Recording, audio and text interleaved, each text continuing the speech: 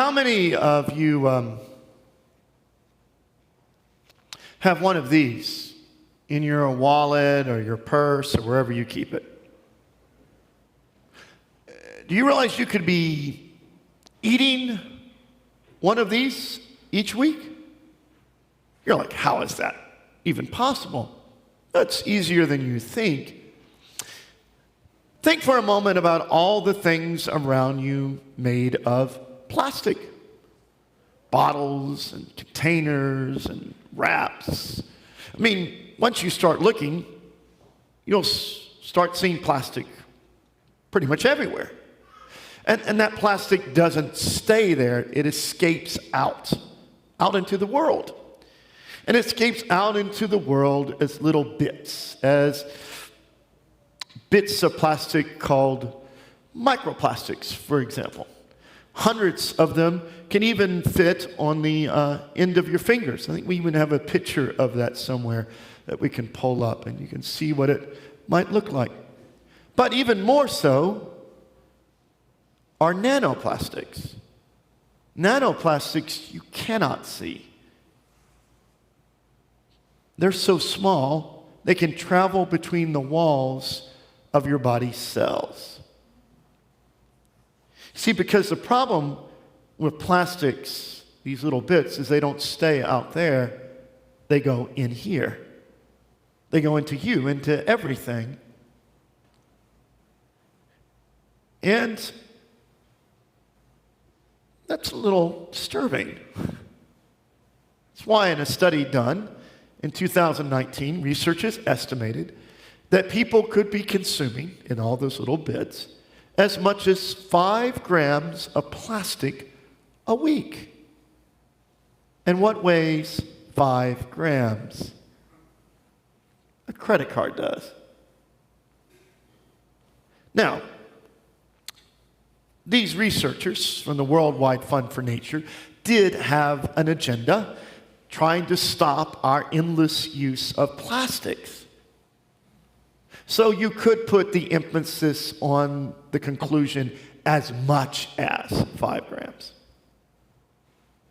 But the point is, whether you're consuming 5 grams a week, a month, a year, studies all show you're consuming something.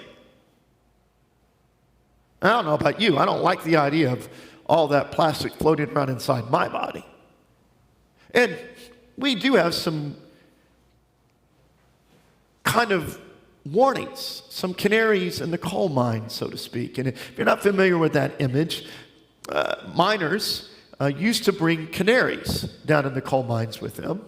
Why? Because if that canary went kaput, they knew there was something toxic in the air and they better get out quick. Now, our canaries in the coal mine are fish and seabirds. Because fish swim in the oceans where much of the plastic accumulates. And we know now, because of that the fish are having less offspring. We know, too, that for many it's affecting their brains, leading them to riskier behaviors. And as for seabirds, they mistake the plastic for food, and they eat it. As a result, they developed a new disease, kind of a fibrosis, like cystic fibrosis. And the researchers call it plasticosis. That their intestines get so scarred by the plastic they eat, they can no longer absorb nutrients and vitamins like before. And all of those canaries don't kind of paint a disturbing picture for us. And actually, speaking of pictures, a photographer named Chris Jordan discovered a startling way to show us those consequences. See, out in the middle of the ocean, let's hold off on that slide for a moment. Out in the middle of the ocean, there are these things called gyres. And gyres are where all the ocean currents meet and come together. And in one of those gyres, in the Pacific Ocean, a huge mass of plastic has accumulated, drawn there by all the currents. And in the middle of that gyre lies a cluster of islands called Midway Atoll, about 2,000 miles from any continent. And there, on that atoll, is where the albatrosses, those massive birds, raise their young. And the albatrosses, their parents, mistaking the plastic for children, the plastic for food, feed it to their children to deadly effect. And Chris Jordan, as you just saw a moment ago, discovered that when these baby birds decay into the ground, the plastic does not. And so, he was able to take photographs such as this one. Because after all, plastic lives a long time, longer than any of us will ever live. And Jordan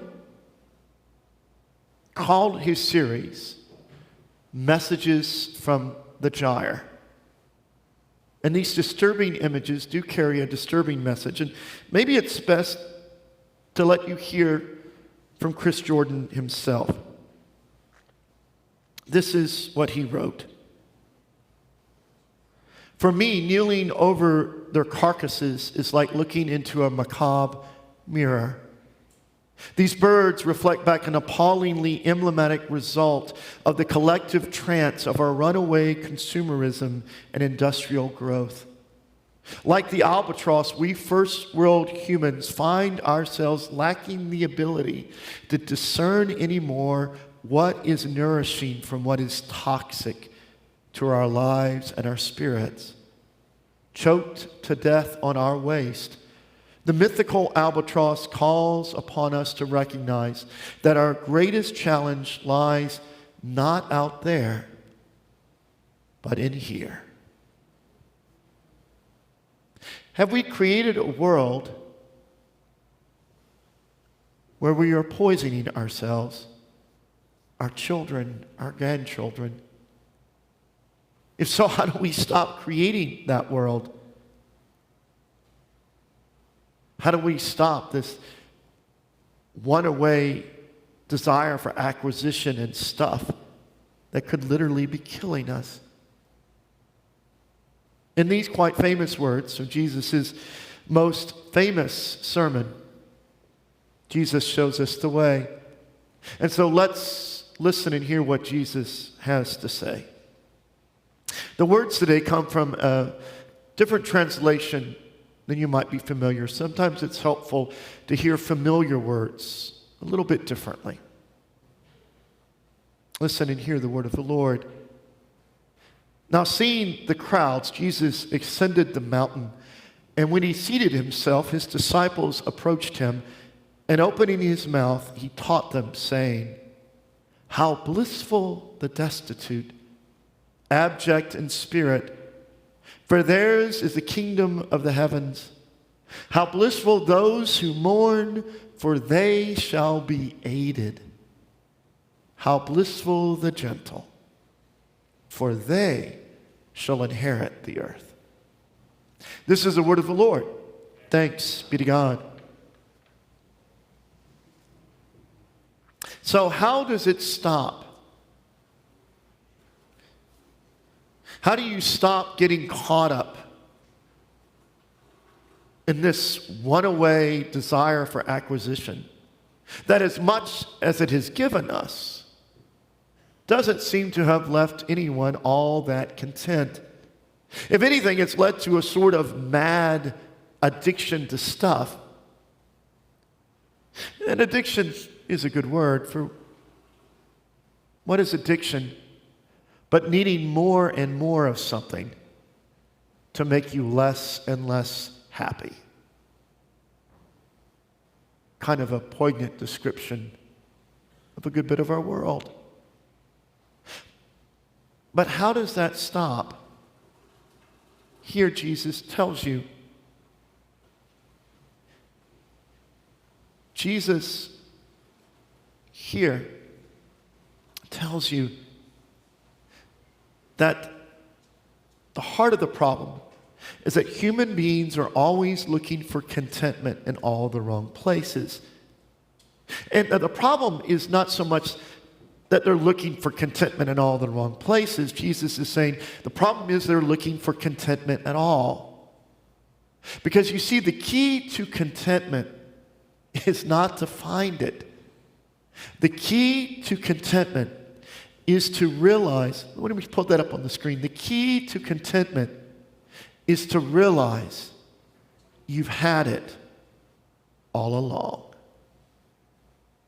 And Jesus does that in these words here, where he talks about the gentle, often translated the meek, shall inherit the earth. And those words often puzzle people because they're like, how can the gentle, the meek, inherit the earth? How can they inherit anything? But that puzzlement only points to how blind almost everyone has become. And to see that, we need to go back and begin where Jesus began, when he began this sermon. And Jesus says that the poor, the abject in spirit, are of all people the most fortunate, the most blessed, the most full of bliss. And blissful is indeed the right word. See, because in Jesus' day, this word that's translated here as blissful, often translated as blessed, it's a Greek word, makarios, and it often was a word that Greeks used to describe the state of the gods, living in luxury, in divine bliss up on Mount Olympus, without a care in the world. A life of divine bliss. And yet Jesus is making here a stunning point. Jesus is saying that bliss isn't out there somewhere, only accessible to the gods or the elite. Jesus is saying bliss is right here, right now, accessible to everyone, right in this moment. For what does Jesus say? He says, how blissful are the poor, are the abject, the destitute, the abject in spirit. Because he says that once you realize your poverty of your spirit, your abjectness of spirit, then all of a sudden you see. You see that what you truly need, what you've always needed, you've always had, right here, right now. Because after all, Jesus doesn't say, blessed are the abject in spirit, for theirs shall be the kingdom of heaven. Jesus says, theirs is the kingdom of the heavens, right here, right now. So that the more you realize your poverty of spirit, the more you gain access to this bliss. But if you've been blind to it all your life, it's going to take you a while to see how blind you are. So Jesus says that's why you need to mourn. And Jesus is calling you to mourn just that, the gaps between the world as it is and the world that you see. The blindness in which you're trapped. And the more that you grieve those gaps, the more you feel that distance between what you see and what is really there. Then aid comes. Comfort comes. And what does that aid and comfort do? It opens your eyes. It enables you to experience the kingdom of the heavens that is present with you right now. And in that aid, you realize that the kingdom of heaven isn't out there somewhere. It is right here with you, maybe even within you. And once you experience this kingdom of the heavens, it changes you. It creates in you a gentleness of spirit. And why do you have that gentleness? You have that gentleness Because all of a sudden you're discovering what really matters. And you're discovering what really matters had very little with what you thought mattered at all. That there's a difference between what you thought mattered and what really does. And you realize that what really matters, you already have. It already is present with you right now, right in this moment. You see, because after all, what does Jesus say? He says, how blissful are the gentle, because they inherit the earth. Jesus doesn't say you win the earth or you gain the earth. Jesus says you inherit it. That means it's already been given to you. You just didn't have eyes to see the bounty and the blessing and the inheritance that was always been yours from the beginning. And the more you experience that, the more you experience a blissful sense of contentment, because you realize that what you truly need, you already have. You've always had. You just didn't see it. And once you see it, you get it. The key to contentment is not to find it. The key to contentment is to realize you already have it, that you've always had it all along.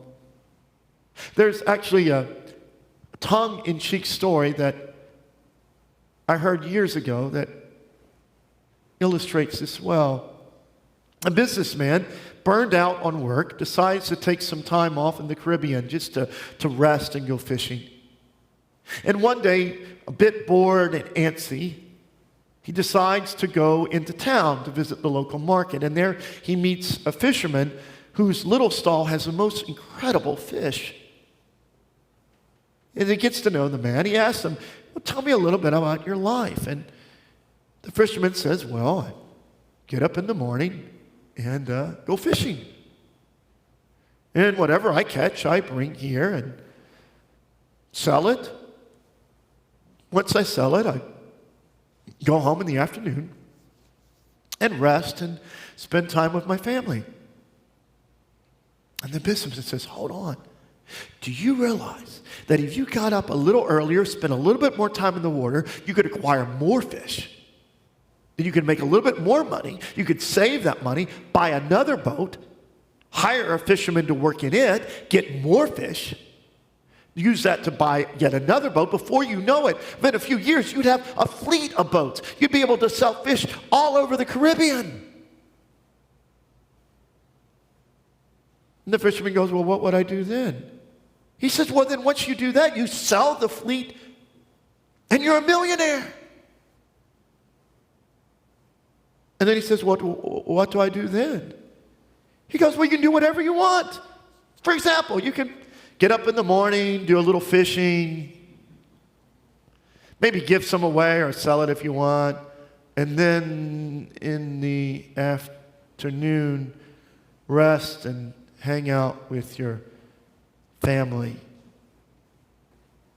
And the fisherman just looks at him, and the businessman puts his head down and goes, never mind, and walks away. It's a cute story, but does it tell you the whole truth? No, it doesn't. But it points you in the right direction. It points you to the reality that a life consumed by endless acquisition, by more and more, will lead you to a much lesser life, even a lethal one. But does experiencing this blissful contentment, this gentleness of spirit, mean that everyone needs to live the life of that fisherman in the story? No. You could actually live a life of great ambition and achievement and experience the same sense of blissful contentment. You could lead a life such as Giovanni Giocondo did. See, Giocondo lived about 500 years ago, and yet what he accomplished you can still see today. The buildings that he built in his native city of Verona are still standing, are still considered classics of architecture to this day. The plan that he developed for the city of Venice that diverted a river from the lagoons around the city out into the ocean helped protect that city to this very day.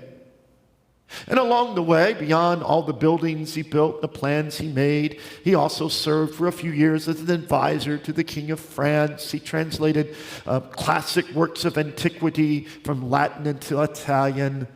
He wrote a number of books himself. And along the way, he also continued to serve as a Franciscan priest and a pretty sharp theological thinker. And along the way, he also wrote a letter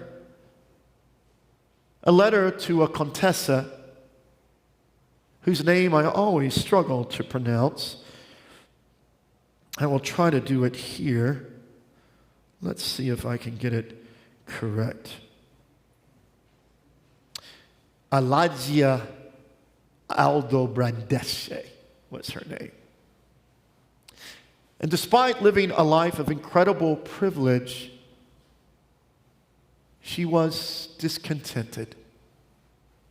And so near the end of his life on Christmas Eve, Giovanni wrote this letter.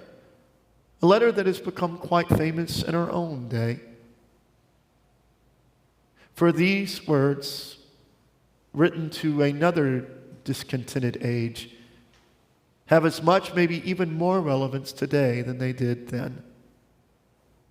What did Giovanni write? He wrote this: I salute you. I am your friend, speaking to the Contessa, and my love for you goes deep.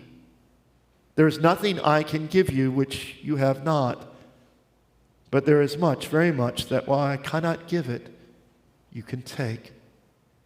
No heaven can come to us unless our hearts find rest in it today. Take heaven. No peace lies in the future which is not hidden in this present little instant. Take peace. The gloom of the world is but a shadow. Behind it, yet within our reach, is joy. There is radiance and glory in darkness could we but see. And to see we have only to look. I beseech you to look. Life is so generous a giver, but we, judging its gifts by their covering, cast them away as ugly or heavy or hard. Remove the covering, and you will find beneath it a living splendor woven of love by wisdom with power. Welcome it, grasp it, and you touch the angel's hand that brings it to you. Everything we call a trial, a sorrow, or a duty, believe me, that angel's hand is there. The gift is there, and the wonder of an overshadowing presence. Your joy too. Be not content with them as joys. They too conceal diviner gifts. Life is so full of meaning and purpose, so full of beauty beneath its covering, that you will find earth but cloaks your heaven. Courage then to claim it. That is all. But courage you have, and the knowledge that we are pilgrims together, wending through unknown country, home. His words point to the same reality to which Jesus' words point here. This gentle man, so full of accomplishment, understood that everything he had was a gift already given to him. That the beauty of the world was right there. All he needed to do is but open his hands to receive it, to see it, to experience it. And so his words for the Contessa,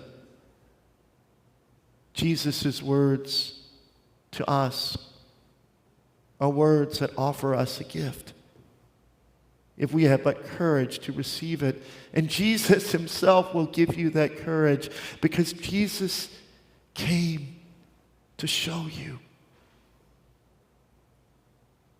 To show you that the kingdom of heaven is with you right now.